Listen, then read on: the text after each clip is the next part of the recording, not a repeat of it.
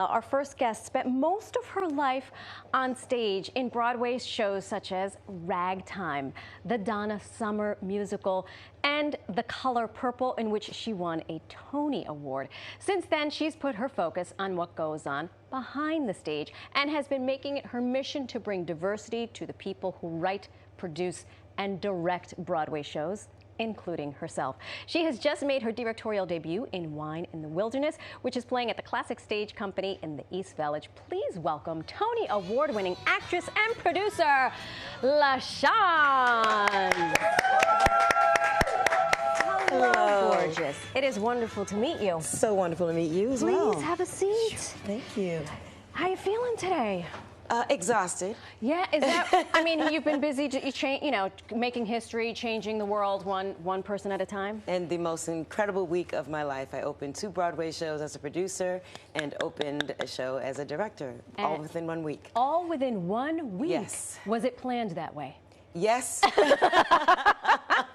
Yes, it was. It just happened to line up that way, but it's been the most incredible week of my life, and I'm very happy with all of the success of everything. It's a pleasure to just see you in the flesh and see you doing the work. You know, we often talk about on this show when something doesn't exist, you make it yourself. I'm happy to say that on this show, most of the people who make it themselves are women or women of color. So thank you for being a beacon of the work that you do. Can we get into Wine in the Wilderness? Yes. Tell us briefly what it is, what it's about. It's getting rave reviews. What can you offer without giving away too much? Well, it's this brilliant play written by Alice Childress. It was written in 1969, but it is set in 1964. Okay. And it's about an artist who's trying to complete a triptych on Black womanhood. Okay. And he's introduced to a third person in the triptych that he's trying to complete with some friends who live in the neighborhood, and we come to find out that she really isn't the image that he thought she was.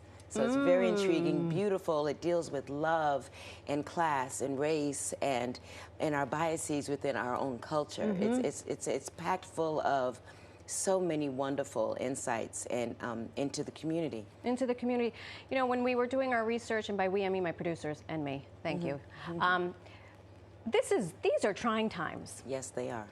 And I know for me personally, it sometimes feels like I am walking on quicksand as a woman of color. Yes.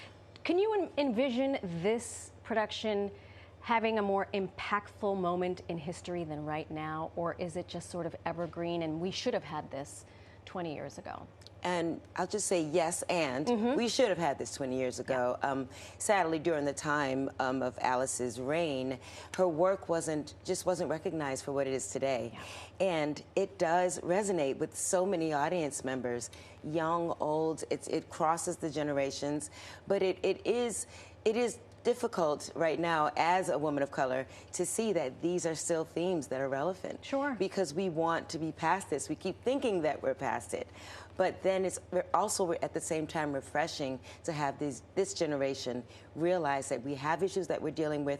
But the great thing about Alice Childress is she presents it and you leave with somewhat of a solution. Somewhat of a solution and some hope. And some definitely hope. And some hope. I love that you have bounced from the front of the camera to behind the camera, on the stage, behind the stage. Which do you think prepares you for which?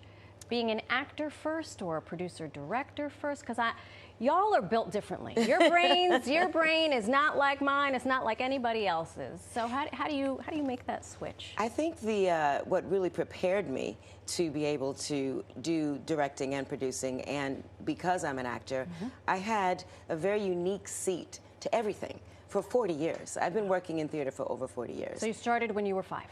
I was a fetus. I was a fetus. That's what I was. But, you know, having this unique perspective, I've worked with some of the most brilliant directors in American theater. I've been with some of the most visually stunning designers and some of the strongest actors.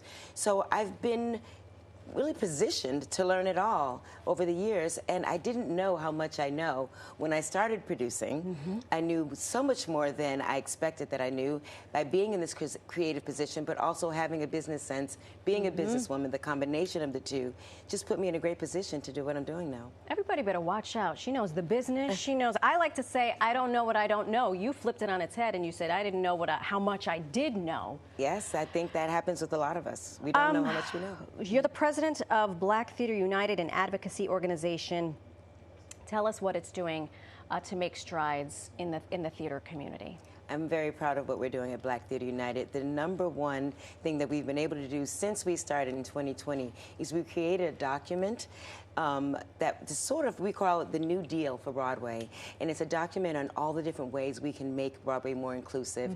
And we have some of the most top senior people in our industry, our allies that have made commitments to the document. And we've been very fortunate to grow the document. And now it includes designers and general managers and directors and actors and theater owners and theater producers we've all agreed to making this change in Broadway to make it more inclusive and representative of everyone we see when we walk outside of our homes. Of course, of course. So, well, congratulations on all the things. Thank you. Are you getting any sleep? I will now.